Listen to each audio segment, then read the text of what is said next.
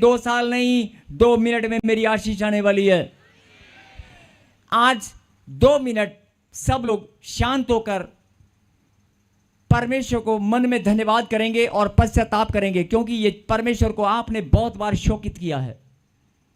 जो इधर उधर घूम रहे हैं, जिनका ध्यान इधर भटक रहा है, मैं चाहता हूं कि सबसे हाथ जोड़कर मैं विनती करता हूं, प्लीज ये प्रकाशन मुझे पवित्र आत्मा ने दिया, प्लीज मेरी बात को आप ध्यान से सुने और समझें।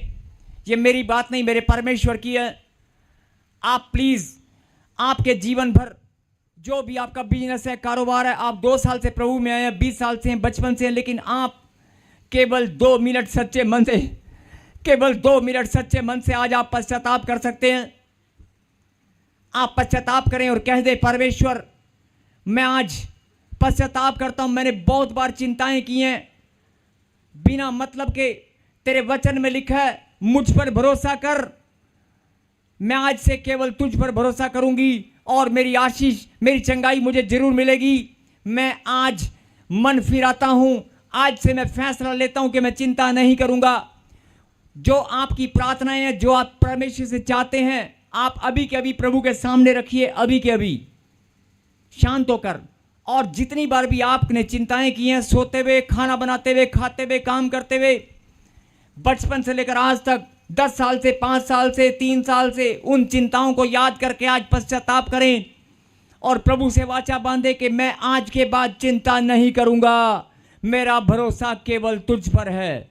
ऐसे प्रार्थना करें। 2 मिनट कोई बात नहीं करेगा, प्लीज।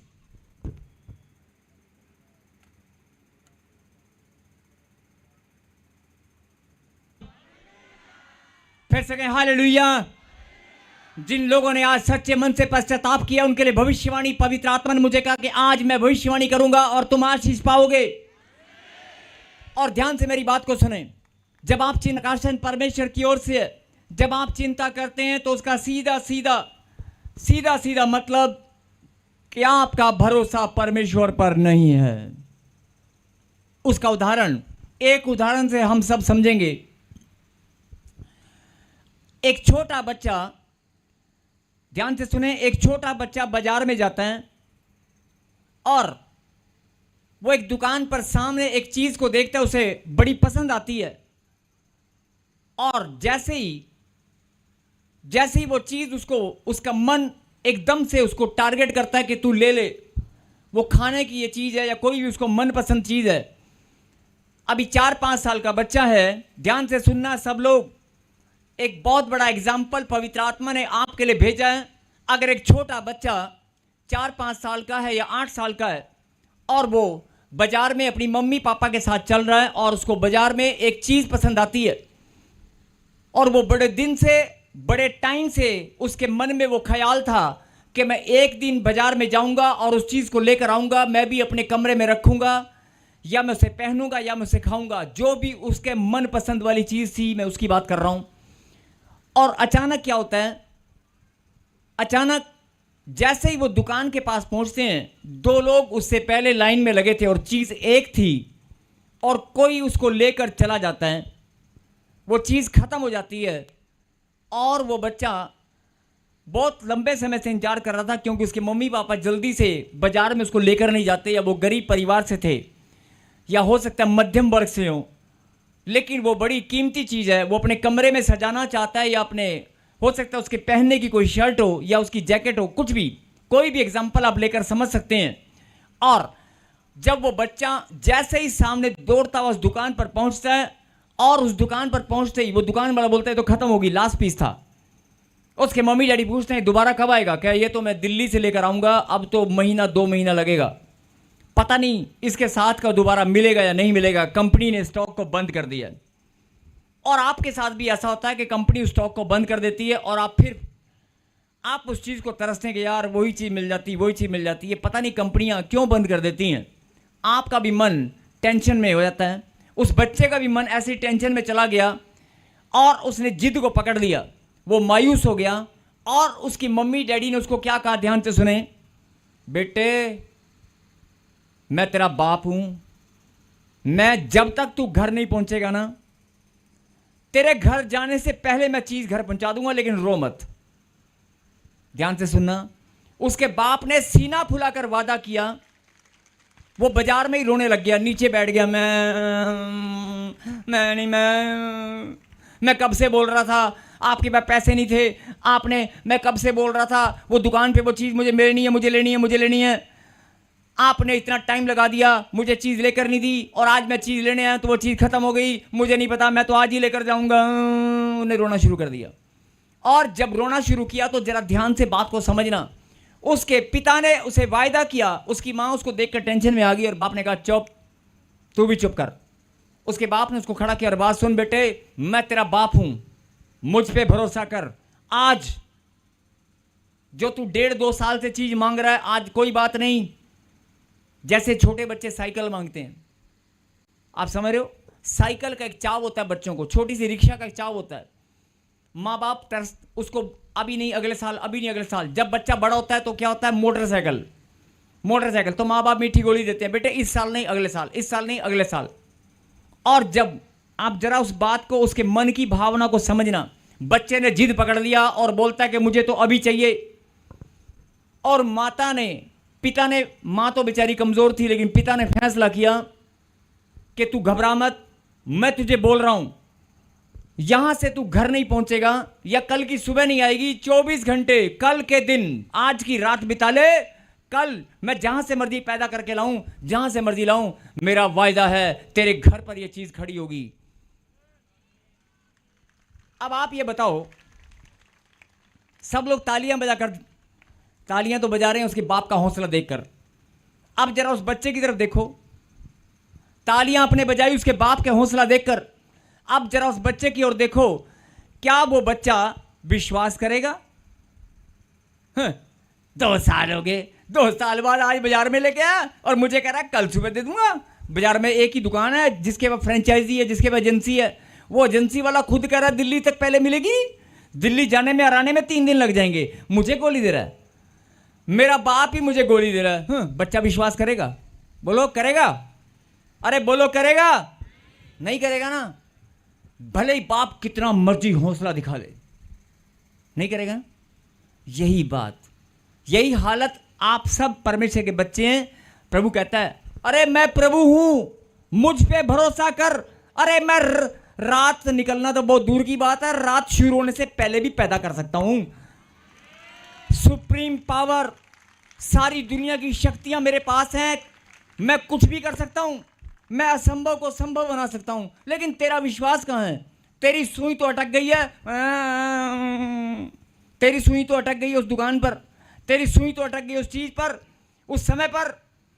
तेरा भरोसा कहां से आएगा? आएगा नहीं आएगा ना। यही बात परमेश्वर आपको समझाना चाहते हैं कि जब मैं वायदा करता हूं कि तू घबरा मत, शैतान जितना मर्जी जैसी मर्जी हालात बना ले। उस शैतान ने हालात बनाया था ना, बच्चा जब दुकान पर गया तो उसके लेने से पहले 2 लोग पहले लेकर चले गए। उसके लेने से पहले 2 मिनट पहले किसी कस्टमर को भेज दिया और उसकी चीज खत्म हो गई। शैतान ने उसके साथ छल किया। आपके साथ भी शैतान छल करता है। यही बात अगर आज आपको समझ में आ गई ना,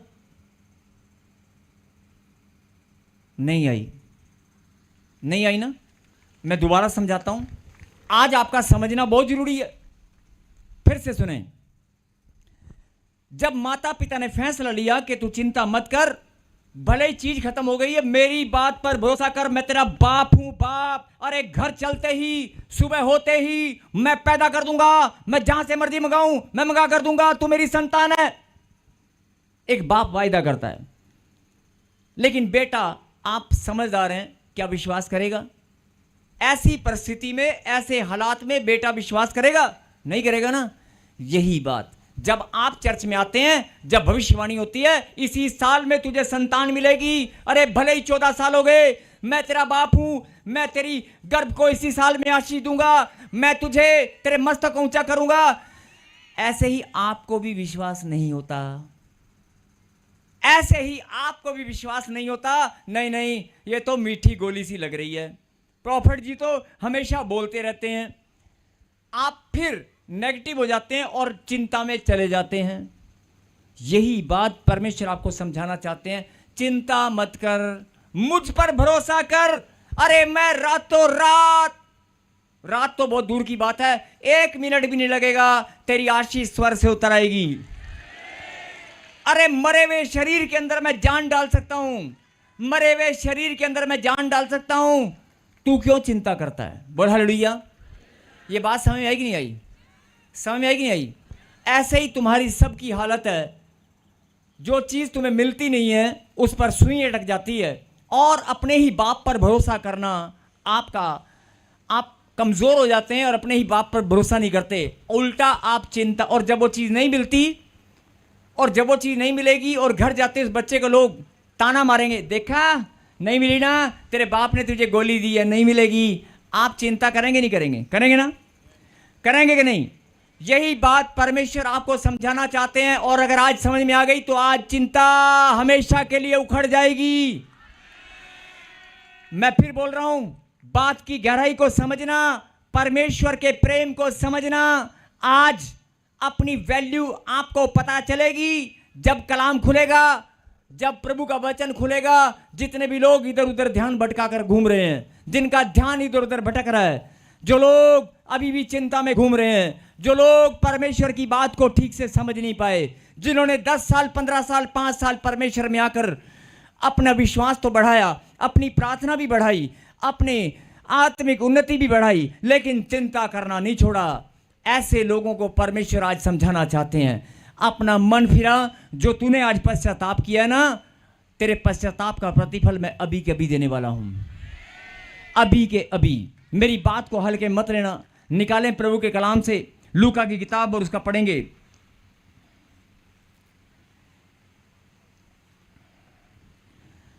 लूका की किताब 12वां अध्याय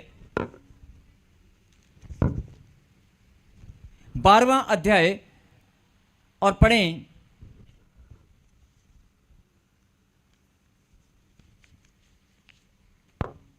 24 और 25 को हम पढ़ेंगे। 24 को जल्दी जल्दी जल्दी फिर से कहें हालेलुया। हाँ जी, आप माता पिता का रोल अदा कर रहे हैं या बच्चे का? बोलकर बताएं। इस समय दुकान सामने है, हालेलुया, वो चीज भी सामने है, आपको मिलने वाली है। आप रोल किसका अदा कर रहे हैं? माता पिता जो बाजार में लेकर आए हैं, या बच्चा बनकर आप चीज लेने आए हैं? जल्दी बोलो, जल्दी बोलो। आज मिलेगी मिलेगी मिलेगी, जल्दी बोलो। हैं? बच्चा बनकर। तो फिर आज विश्वास करोगे, चाहे कुछ भी हो जाए, वो चीज तुम्हें यहां पर दिखाई दे ना दे, लेकिन आज परमेश्वर तुम्हारी झोलियां भर कर भेजेगा। अभी थोड़ी देर बाद देखना तुम्हारी गवाहियां आएंगी। बोलो आमीन। वचन में जरा ध्यान से रिसीव करना। जो साल, जिनके पास 14 साल से बच्चा नहीं है, जिनके पास 10 साल से घर नहीं है, जिनके पास पैसा नहीं है, जो अपने हस्बैंड को सीधा करना चाहती हैं, जो अपने हस्बैंड को सीधा करना चाहती हैं, जो बड़े बड़े काम जो आज तक तुमने कभी नहीं किए, अगर करना चाहते हो, इस कलाम पर आप भरोसा करें और सुने। यस, पढ़ें 12 का।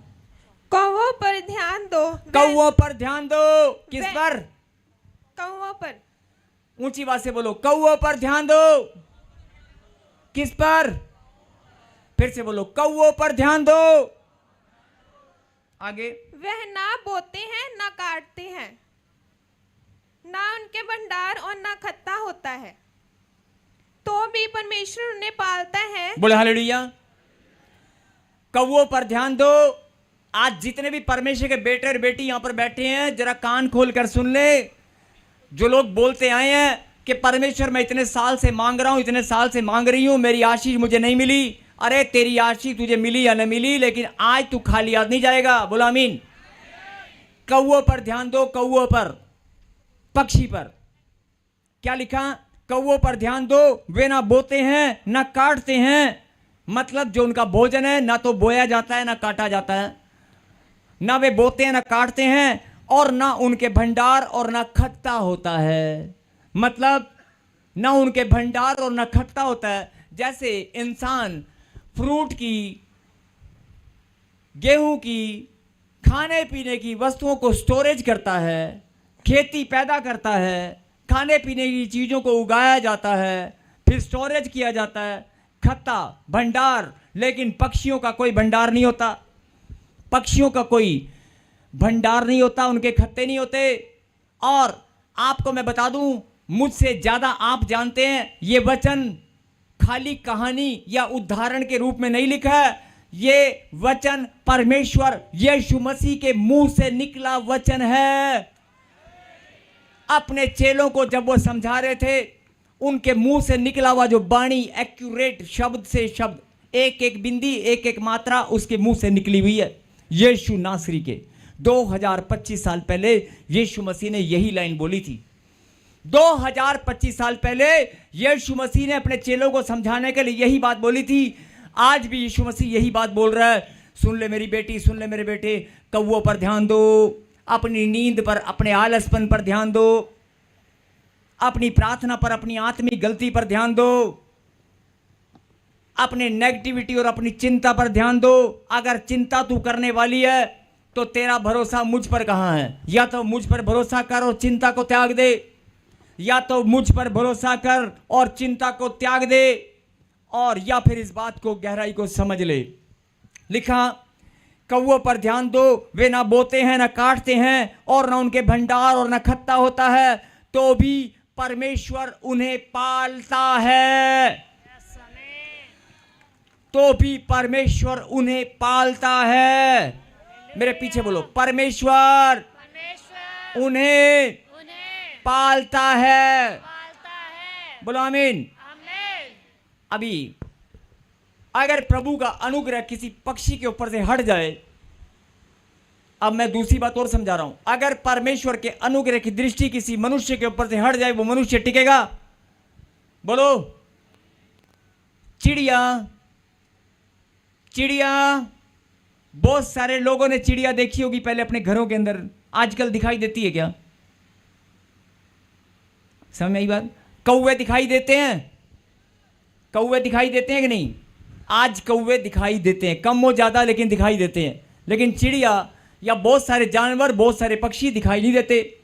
परमेश्वर के अनुग्रह की दृष्टि उनके ऊपर नहीं है, और जिनके ऊपर है उनको परमेश्वर पालता है।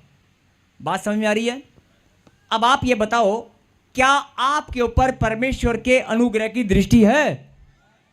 तो फिर आपकी ब्लेसिंग, आपका पालन पोषण परमेश्वर करेगा कि नहीं करेगा? फिर आपको चिंता किस बात की है? और अगर कौवे ना बोते हैं ना काटते हैं और ना उनके भंडार होते हैं, फिर भी परमेश्वर उन्हें पालता है। इतनी गहरी बात परमेश्वर ने आपको बताई है कि अगर मैं उन्हें पालता हूं, उनके ऊपर मैंने अपने अनुग्रह की दृष्टि की है, तो तू मेरी संतान है, तू मेरी संतान है, तू मेरी बेटी है। अरे तुझे मायूसी में, टेंशन में, चिंता में मैं तुझे कैसे देख सकता हूं? बोला हालेलुया। और एक और लाइन पढ़ेंगे, इसमें क्या लिखा? तुम्हारा मूल्य, तो भी परमेश्वर उन्हें पालता है, और तुम्हारा मूल्य पक्षियों से कहीं अधिक है। बोला हालेलुया।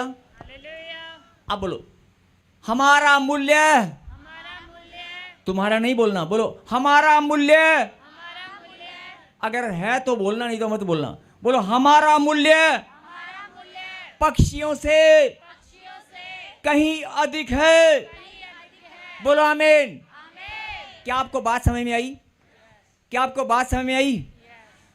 आपका मूल्य, आप परमेश्वर की संतान है, हम सब परमेश्वर की संतान है, हमारा मूल्य पक्षियों से कहीं ज्यादा है। अगर पक्षियों को परमेश्वर पालता है, उनका इंतजाम करता है, उनके दाना पानी का, उनके भंडार का, तो फिर तू उसकी संतान है। तेरी सारी ब्लेसिंग परमेश्वर तुझे देगा या नहीं देगा? आप अपने बच्चों को, लालन पोषण को बचपन से लेकर बड़े होने तक संभालते हैं कि नहीं? जरा ध्यान से सुने। जो माता पिता बच्चों के टेंशन लेते हैं, आज अपने बच्चों की टेंशन लेना छोड़ देना। जो माता पिता अपने बच्चों की चिंता करते हैं, अभी स्कूल की फीस आ गई, अभी बिजली का बिल आ गया, अभी बच्चों के कपड़े लेने हैं, अब उसके जूते छोटे हो गए हैं, आप सब कुछ जानते कि नहीं? आपको पहले से पता होता है कि नहीं? आपको पहले से पता होता है कि नहीं कि मेरे बच्चे के जूते फटने वाले हैं, उसके दूध पीने का टाइम हो चुका है? परमेश्वर बोलता है, अरे मेरा भी तो रिश्ता तेरे साथ है, जब तू बड़ा होगा, जो कहीं भी जाएगा, मुझे भी पता है तेरी जरूरत क्या है। अब तेरी शादी होने वाली, अब तेरे बच्चे होने वाले हैं, अब तू विदेश जाने वाला है, तुझे घर चाहिए, तुझे मान सम्मान चाहिए, तुझे बिजनेस चाहिए, तुझे धन चाहिए, तुझे सुंदर सुंदर कपड़े चाहिए, मैं भी जानता हूं। अगर तू अपने बच्चों के बारे में जानता है, अपनी बेटी के बारे में जानती है, तो मैं तेरा पिता हूं, मैं भी जानता हूं तुझे कब किस समय पर क्या चाहिए, तेरी जरूरतों को मैं जानता हूं। बोला आमीन। और अगर परमेश्वर पक्षियों का इंतजाम करके रखता है तो हमारा इंतजाम भी करेगा कि नहीं करेगा? हम उसकी संतान है, तो फिर चिंता किस बात की है? यही बात परमेश्वर आज समझाना चाहते हैं कि बिना मतलब के, बेफिजूल में और भविष्यवाणी होने के बाद, प्रभु को जानने के बाद, परमेश्वर के पास आने के बाद भी, खुदा के कलाम को जानने के बाद भी आप चिंता करते हैं। अरे चिंता करना पाप है, जैसे दोष लगाना पाप है। और जब आप चिंता करोगे तो शैतान इसी बात का बहाना लेकर आपकी ब्लेसिंग को रोक लेता है। और मैं ज्यादा नहीं बोल रहा हूं, यह भविष्यवाणी है। 40 दिन, 3 महीने अपना टारगेट अपने आप ले लेना कि जो मर्जी हो जाए, आज से मैं चिंता नहीं करूंगा। आज से मैं भरोसा करूंगा परमेश्वर पर कि मेरी बेटी जहां भी जाएगी, खुदा का हाथ उसके ऊपर है। मेरा बेटा कहीं भी जाएगा, जब मैं दुकान पर जाऊंगा, ग्राहक भी आएंगे, आज धन भी आएगा। मैं अपनी दुकान जब खोलूंगा, आप चाहते कैसे हैं? प्रभु आज ना 2-4 मुर्गे भेज दियो, अब मैं कल किस्त देनी है, किस्त जुगाड़ कर दे। आप बोलते क्या हैं कि मैं दुकान पर जाऊंगा और दुकान खोलते ही 4-5 मुर्गे भेज देना, 4-5 ऐसे लोग भेज दियो जो कटने के बाद, हलाल होने के बाद मुझे इतना पैसा दे दे कि कल मेरी किस्त चली जाए, कल मेरे बच्चे की स्कूल की फीस चली जाए। ऐसा तो आप सोचते और बोलते हैं। बोलो हालेलुया। आप दुकान पर जाने से पहले, बिजनेस जाने से पहले या तनख्वाह आने से पहले आप क्या बोलते हैं? हे परमेश्वर, इस बार तनख्वाह थोड़ी सी बढ़ा के आ जाए, कट के ना आए। मैंने बहुत लोगों के पैसे देने हैं, तनख्वाह आते ही अगले दिन खत्म हो जाती है। बोला हालेलुया। आपका भरोसा परमेश्वर पर अगर है तो फिर आपको चिंता करने की जरूरत नहीं है। बोला आमीन। बड़ी गहरी बात है। अगर आपको ये बात समझ में आ गई ना, तो आज परमेश्वर चाहता है। कई लोग कहते हैं परमेश्वर की इच्छा क्या है? कई लोग कहते हैं कि मैं परमेश्वर की इच्छा को जानना चाहता हूं।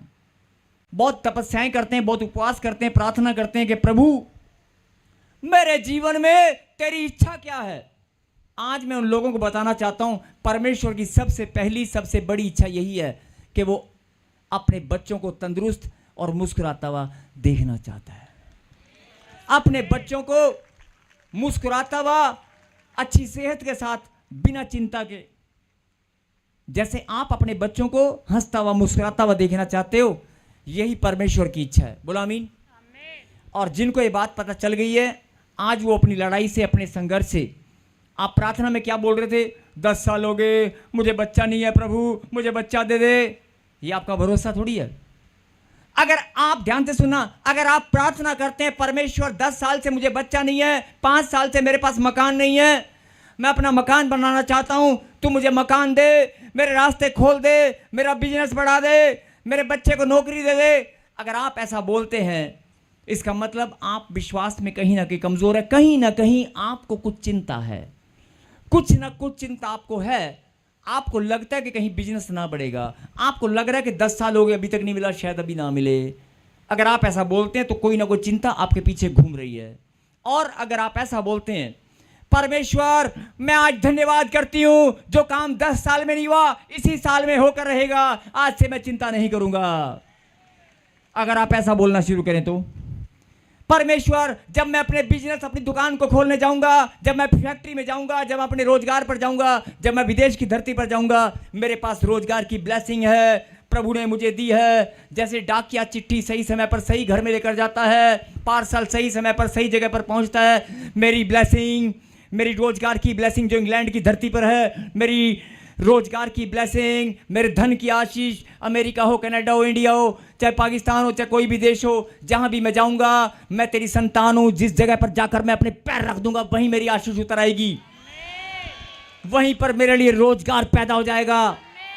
अगर आप उल्टा, आप क्या करते हैं? परमेश्वर मेरा वीजा तो लग गया, हुण मैं दुबई आ गया, माड़ा जा काम दवा दे, कित्थे मैनू मिल रहा, माड़ा जा काम दवा दे। ऐसे आप, जब आप ऐसे चिंता कर, नहीं मेरे को काम दिला दे प्रभु, मेरे बच्चे हैं छोटे छोटे, मेरे को काम दिला दे प्रभु, काम दिला दे काम। अरे वीजा तेरे बाप ने दिलाया, पासपोर्ट तेरी माँ ने बनाया। यस, तेरे माता पिता ने ही पासपोर्ट बनाया है। तुझे विदेश की धरती पर भेजने के लिए पैसे उन्होंने ही खर्चे हैं, उनकी ही प्रार्थनाएं तेरे साथ जुड़ी हैं। तेरे माता पिता ने ही तुझे पाल पोस कर बड़ा किया है। अगर उन्होंने विश्वास के साथ तुझे विदेश की धरती पर भेजा है तो तेरा रोजगार भी वहीं पर है। और अपनी प्रार्थना में प्रभु 10 साल हो गए, अब की बार मेरी नाम धराई न कराइयो, अब की बार मैं 3 साल बाद चर्च में आई हूँ, मैं ताजपुर चर्च में आया हूँ, 10 साल से लोग मुझे ताना मारते आए हैं, 5 साल से मुझे ताना मारते आए हैं, लेकिन अब की बार मुझे बच्चे की आशीष जरूर दियो, मैं भी लोगों को जाकर दिखाना चाहती हूँ, मुझे आशीष मिल गई है। आप ऐसा बोल सकते हैं, ऐसा बोलते हैं, लेकिन आपको ऐसा नहीं बोलना है। आपको क्या बोलना है? प्रभु मैं विश्वास करती हूँ जो काम 10 साल में नहीं हुआ वो इस वर्ष में मेरे जीवन में आशीष मैंने ग्रहण कर ली है, मैं धन्यवाद करती हूँ। जब आप ऐसे प्रार्थना करेंगे, आपकी प्रार्थनाओं में चिंता नहीं होनी चाहिए, आपकी प्रार्थनाओं के अंदर भी चिंता झलकती है। बोल हालेलुया। कई लोग बोलते हैं कि ना ना ना ना ना ना, मैं और चिंता कभी भी नहीं, मैं कभी चिंता करता ही नहीं, मैं बहुत मजबूत हूं। लेकिन आप ही सबसे बड़े डरपोक हैं, आप ही सबसे ज्यादा डरपोक और चिंता करने वाले व्यक्ति हैं। अपनी प्रार्थनाओं में बैठकर देख लेना।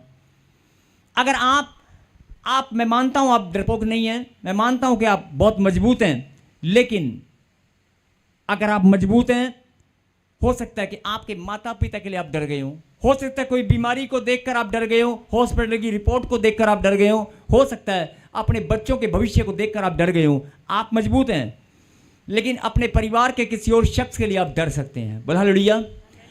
लेकिन आपको किसी बात के लिए भी डर नहीं लगेगा अगर आपकी प्रार्थनाओं से चिंता दूर हो जाएगी। आपकी प्रार्थनाएं चिंता वाली नहीं होनी चाहिए, आपकी प्रार्थनाएं धन्यवाद वाली होनी चाहिए, आपकी प्रार्थनाएं धन्यवाद वाली होनी चाहिए। बोलो आमीन। और एक वचन से प्रभु का आत्मा आपको समझाना चाहते हैं।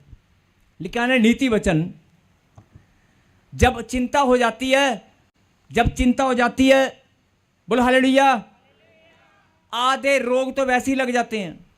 जब चिंता हो जाती है आधे रोग वैसे लग जाते हैं। प्रभु ने कहा कि सुन ले मेरी बेटी, सुन ले मेरे बेटे, अगर तू आज से चिंता करना छोड़ देगी, आज से चिंता करना छोड़ देगा, तो इस वचन को याद कर। नीति वचन निकाल 17 का 22 पढ़ेंगे, 17 का 22, नीति वचन 17 का 22 पढ़ेंगे। और जो बिजनेसमैन है, कारोबार है, जिनके बड़े बड़े, जो अपने बिजनेस को बढ़ता हुआ देखना चाहते हैं, जो अपने परिवार को बहुत प्यार करते हैं, अपने बच्चों को, जो अपने बच्चों को, परिवार को, जिनको बच्चों की बहुत ज्यादा टेंशन होती है, जिनके बच्चे दूर देश विदेश की धरती पर हैं, उनके लिए स्पेशल ये वचन है। जिनको डर लगता है रात को सोते हुए, जिनको लगता है कि आज मेरी आशीष अभी तक मुझे नहीं मिली, मेरा भविष्य कैसा होगा, मेरा पति कहीं मुझे छोड़ ना दे। अरे जो लोग डरे हुए हैं, जो लोग मन के कोड़ी हो चुके हैं, मन में ही रोग लग गया है, जरा कान खोल कर सुने, प्रभु ने वचन आपके लिए भेजा है। बोलो आमीन। नीति वचन 17 का 22 हम पढ़ेंगे। मन का आनंद अच्छी औषधि है, परंतु मन के टूटने से हड्डियां सूख जाती है। मन का आनंद अच्छी औषधि है। बोलो आमीन। अगर आप चिंता करोगे तो आपका मन आनंदित रह सकता है। बोलो, आपके दिमाग में, आपके सोच में, विचार में, आपके कामों में, आप खा रहे हैं, पी रहे हैं, लेकिन अंदर घबराहट चल रही है। आप कुछ भी खाते हैं, पीते हैं, कोई बात भी करते हैं फोन पे, लेकिन आपको डर लगा हुआ है कि कोई आने वाला है, मुझे किसी के पैसे देने हैं, मुझे किसी के पैसे देने हैं, डर लगा हुआ है, या बच्चों को मेरा रिजल्ट आने वाला है और मुझे लगता है मैं फेल होने वाला हूं, आपको डर लगा हुआ है। अगर आपको कोई चिंता अंदर ही अंदर खाई जा रही है, तो चिंता सबसे पहले हमला कहां पर करती है? वो आपके शरीर पर तो करेगी, लेकिन शरीर के अंदर घुसकर आपके मन पर हमला करती है। और अगर मन पर हमला हो गया ना, तो क्या लिखा? मन के टूटने से, मन पर हमला होगा तो मन टूट जाएगा, और मन के टूटने से हड्डियां सूख जाती हैं। मतलब आधे से ज्यादा रोग, 70 से 80% रोग इंसान को टेंशन से, कई लोगों ने यहाँ पे सुना होगा, अरे टेंशन से शुगर हो गई है, टेंशन करके ये हो गया, टेंशन करके वो हो गया, टेंशन करके बीपी घटबड़ हो गया, टेंशन करके ऐसा हो गया। आप टेंशन के कारण ही बहुत सारे रोगों को अपने ऊपर लपेट लेते हैं। आज आपने वाचा बांधी है ना कि प्रभु मैं टेंशन नहीं लूंगा, बांधी है ना, तो आज परमेश्वर ने वचन आपके लिए भेजा है।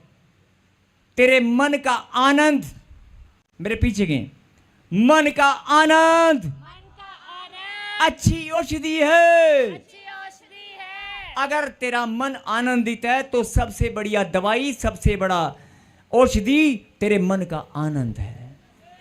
अगर तेरा मन आनंदित है तो तेरा घर आनंदित है, तेरा घराना आनंदित है, तेरा बिजनेस, तेरा कारोबार, तेरा धन, तेरा समाज, तेरा पड़ोस, सब के सब आनंदित हैं। बोलो आमीन।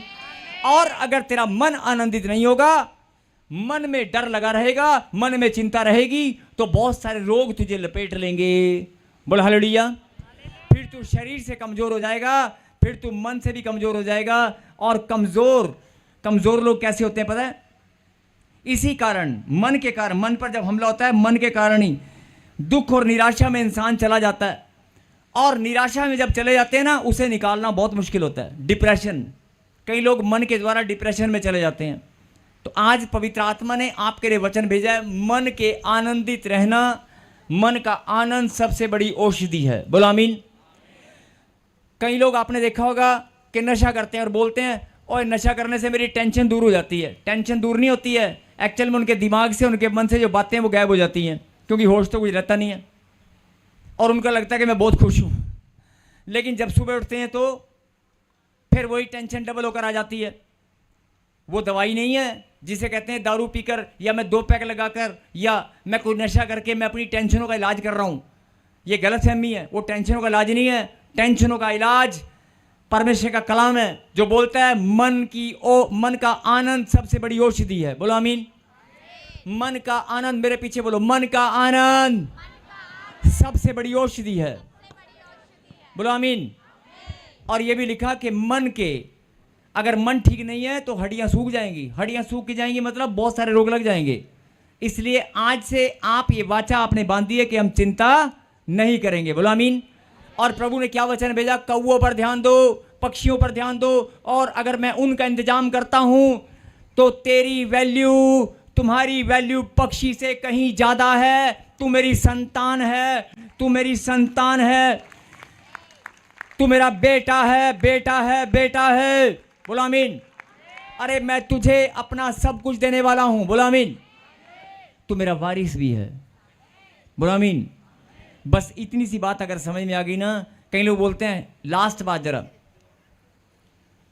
लास्ट बात, परमेश्वर मुझे आशीष पता नहीं कब मिलेगी, 10 साल हो गए। जब लोग बोलते हैं चर्च में क्या लेने जाती है, हैं 5 साल हो गए, तेरा काम तो बना नहीं, तेरा नाम तो बना नहीं। सीधा हमला कहां पर होता है? मन पर। सीधा हमला मन पर होता है और टेंशन ले रही कहती हूं मैं चर्च नहीं आना, हूं मैं चर्च नहीं आऊंगी, लोग मुझे बहुत बोलते हैं, मेरे पापा, मेरी मम्मी, मेरा पति बहुत बोलते हैं, मैं चर्च नहीं आऊंगी, मैं चर्च नहीं आऊंगा।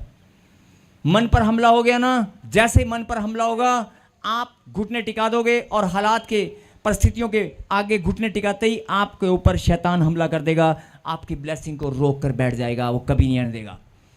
आपने उसी के मुंह पर थप्पड़ मारना है, अपने मन को टूटने नहीं देना। आज आपको कलाम पता चल गया है, मन का आनंद सबसे बड़ी औषधि है। कोई कुछ भी कहे, चिंता नहीं करनी, नहीं नहीं, मुझे मेरे पिता ने, अगर डाकिया, अगर पार्सल वाला, कोरियर वाला, अरे ब्लिंकिट वाला, जोमेटो वाला, अरे पिज्जा वाला फटाफट पिज्जा लेकर आता है, तो खुदा के दूत भी फटाफट मेरी आशीष लेकर आएंगे। अरे पिज्जा वाला फटाफट पिज्जा लेकर आता है, डिलीवरी बॉय फटाफट डिलीवरी देता है। अरे खुदा ने मेरा भी इंतजाम कर रखा है, उसके पास बहुत बड़ी सेना है, मेरी आशीष भी उसके दूत लेकर आएंगे और सही समय पर, सही एड्रेस पर मेरे ही पास आएगी। उसके ऊपर मेरे नाम का स्टिकर लगा हुआ है। अगर आप ऐसे प्रार्थना में बोलना शुरू कर दोगे ना, मेरी आशीष मेरे ही पास आने वाली है। I receive it, I receive it, I receive it. मैं रिसीव करता हूं अपनी ब्लेसिंग को। जब आप ऐसे बोलना शुरू करेंगे, बस आपके बोलते ही शैतान के मुंह पे थप्पड़ लगेगा और आपके बोलते ही परमेश्वर आनंदित होंगे। और अगर परमेश्वर को आपने आनंदित कर दिया ना, तो प्रभु ने कहा ये वो मेरी बेटी है जिसको मेरी बात समझ में आ गई। 10 साल से समझा रहा था, 5 साल से समझा रहा था, लेकिन आज ये मेरी बात को समझी है, अब ये चिंता नहीं करेगी, इसका भरोसा मुझ पर है। बोलो आमीन। फिर सुने, अगर आप चिंता करते हैं, हालेलुया, पीछे वाले, दाएं वाले, ऑनलाइन वाले, जरा ध्यान से सुना, अगर आप चिंता करते हैं, अगर आप चिंता करते हैं किसी भी कारण से, किसी भी बात से, चाहे वो रिश्तों की है, चाहे भी किसी भी चीज की चिंता है, अगर आप चिंता करते हैं तो इसका मतलब शैतान पता क्या बोलता है परमेश्वर के सामने, इसका भरोसा तुझ पर नहीं है। अगर तुझ पर होता तो ये चिंता नहीं करती। आप समझ रहे हो? इसका भरोसा तुझ पर नहीं है। और आप जितनी मर्जी प्रार्थना में बोलो, प्रभु मेरा भरोसा तुझ पर है, लेकिन नहीं है। अगर आप चिंता कर रहे हो तो आप वचन से दूर हो जाते हो, आप अपने भरोसे को, जो भरोसा है उसे दूर हो जाते हैं। परमेश्वर पे आपका भरोसा नहीं है अगर आप चिंता करते हो। बात समझ में आ गई? यही सबसे बड़ा हथियार शैतान बनाकर आपकी आशीष रोक लेता है। आज कितने लोग शैतान के मुंह पे थप्पड़ मारेंगे? मारना है? शैतान आपके हाथों के बीच में आ गया है, ठोक दो तेरे ऐसे। शैतान प्रभु ने आज चिंता, आज टेंशन, जो टेंशन उठने नहीं देती, सोने नहीं देती, खाने नहीं देती, अरे वो टेंशन, कभी पैसों की टेंशन, कभी जाने की टेंशन, कभी रिश्तों की टेंशन, अरे 1 दर्जन केले लेने की भी टेंशन हो जाती है, हदों की टेंशन की, मिठाई का डब्बा, कोल्ड ड्रिंक की बोतल लेने की टेंशन हो जाती है, घर में 2 मेहमान आ जाएं, अरे 100 रुपये कहाँ से आएंगे, बिस्कुट कहाँ से आएंगे, दुकान वाले से उधार लेना पड़ेगा, टेंशन हो जाती है। परमेश्वर की संतान है आप, आपको टेंशन नहीं होगी। आपके घर में अगर कौओ पक्षियों के पास भंडार होता है खाने पीने का, आपके घर में भी बिस्कुट, नमकीन और पता नहीं कैसे कैसे भंडार होंगे। आपका खाना पीने का इंतजाम स्वर्ग से है। बोलो हालेलुया। आपको ये बात समझ आ रही है? तो बोलो आज से मैं चिंता नहीं करूंगी। हे परमेश्वर, मैं आनंदित रहूंगा। बोलो आमीन। एक लास्ट वचन पढ़ेंगे और प्रार्थना करेंगे। पहला पतरस 5:7 हम पढ़ेंगे। अगर आपने फैसला किया कि प्रभु आज के बाद मैं चिंता नहीं करूंगी, तो फिर करना क्या है? कई लोग बोलते हैं चिंता तो इतनी सारी है, अरे मैं लेकर कहां जाऊं, चिंता इतनी बड़ी है, मैं लेकर कहां जाऊं? तो आपको जवाब भी परमेश्वर देने वाले हैं। पहला पतरस 5:7 हम पढ़ेंगे। अपनी सारी चिंता यस, अपनी सारी चिंता उसी पर डाल दो, उसी पर डाल दो, क्योंकि उसको तुम्हारा ध्यान है। क्योंकि उसको तुम्हारा ध्यान है। तू मेरी संतान है। बोला आमीन। समझ में आ रहा है? अभी बहुत सारे लोग बोल रहे थे चिंता तो बहुत बड़ी है, घर की चिंता, ये चिंता, वो चिंता, मैं जाऊं कहां लेकर?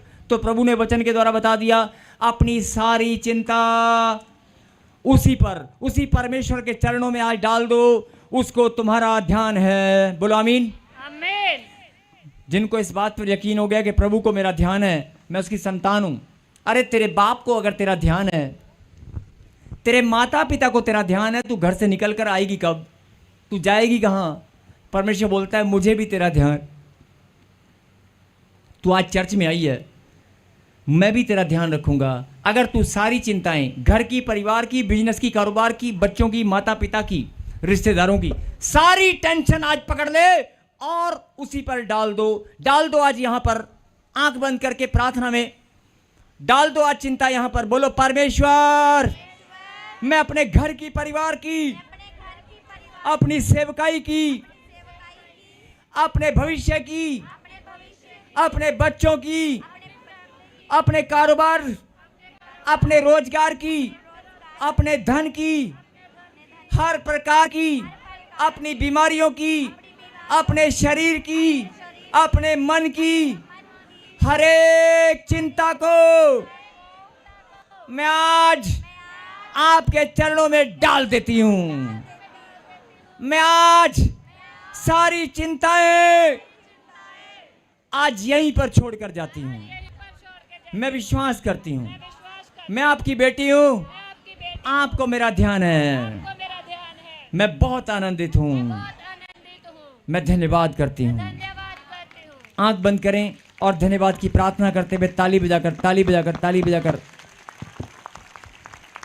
पवित्र परमेश्वर, प्यारे खुदा, जिन बच्चों ने पिता परमेश्वर आज अपने घर की, परिवार की, अपने शरीर की, अपने मन की,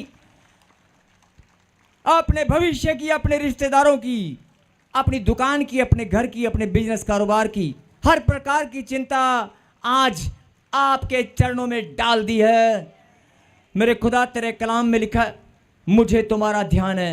मैं प्रार्थना में मांगता हूं पिता परमेश्वर कि आज इनका मन आनंद से भर जाए, आज इनका मन आनंद से भर जाए, आज इनकी आशीष स्वर्ग से उतर आए। आज ये लोग पिता परमेश्वर अपने आनंद के साथ, मन के आनंद के साथ तेरी महिमा करें। बोलो आमीन। यस, तालियों के साथ, तालियों के